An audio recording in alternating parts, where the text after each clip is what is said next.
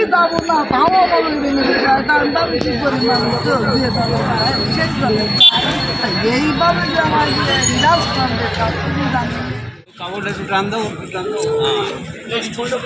আমাদের বাবারও ভাইয়ের চাইছে টাকা চলে এনে উঠে দেবো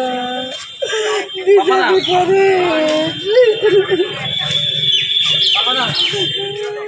টিএমসিতে আমরা যাইনি মিটিংয়ে, তাইতে আমাকে মারা ধরা করেছে, আমাকে এসে আমার ছেলেটারে মারেছে, বাড়িতে এসে ধাক্কা দিয়েছে, চুলির মুখ ধরেছে, ধরে আমাকে মারেছে আমারে।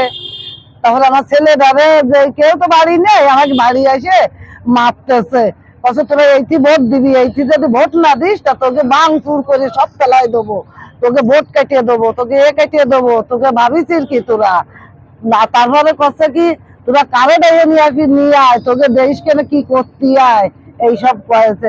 আমার ছেলেরে ঘরে মারতি মারতি উঠোনে নিয়ে আসছে, উঠোনে নিয়ে আসলে আমি করছি এইবার তো আমার ছেলেটা তো বাঁচবে না, এইবার আমার ছেলেটারে আমি যে ধরে ঠিয়াই দিছি, তাকে ঠিয়াই দিলি, আর তারপরে আমার চুলির মধ্যে যে আমার ধাক্কা দিয়েছে, ধাক্কা দিয়ে আমারে মারেছে।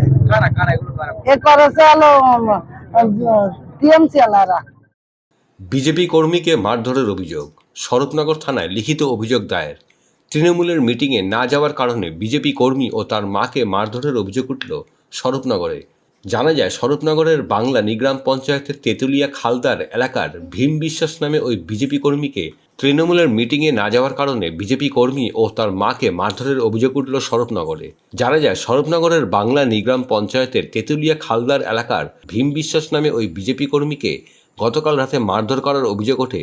সেই সময় তার মা বাসন্তী বিশ্বাস ছেলেকে ঠেকাতে গেলে তাকেও মারধর করা হয় এবং শাড়ি ছিঁড়ে দেওয়া হয় বলে অভিযোগ তৃণমূল আশ্রিত দুষ্কৃতীদের বিরুদ্ধে। ইতিমধ্যেই স্বরূপনগর থানায় লিখিত অভিযোগ দায়ের করেছে বাসন্তী বিশ্বাস নামে ওই মহিলা। গতকাল রাত্রি বাড়ি আসি, যখন 8টা বাজে তখন বাড়ি এসে টিএমসি নেতারা আমাকে বলতেছে তুই মিটিংয়ে যেতে হবে। আমি তখন বলেছি আমি মিটিংয়ে যাব না। যখন বললাম যাব না, তখন আমি যখন ঘরে যাচ্ছি, ঘরের ভিতরে 4টে-5টা ছেলে এসে আমাকে মারতে ঘরের ভিতরে মারতে উঠোনে নিয়ে আসে। উঠোনে যখন নিয়ে আসলো, আমি যখন পড়ে গেলাম তখন আমার গলায় পা ধরলো, আর আছে গলা ধরলো, পা দিয়ে আমাকে পাড়ায় ধরলো। আমার তো লাঠি চর তো মারতে আছে সেই সবসময়। কখন ঘটেছে এই ঘটনা? কখন ঘটেছে? কালকে রাত 8টায় ঘটেছে। আর তো কি সব গালাগালি, কি সব ভাষা তিরস্কার, মা বোন তুলে। কোন দল করেন আপনারা? আমি বিজেপি করছি। এই তো পাচ্ছেন, ঘরের মা বোনদের ওরা ছাড়ছে না। এরা দেখেছেন কোথায় কালকে কোথায় একটা মিটিং না মিছিল করেছে, লোকজন হয়নি।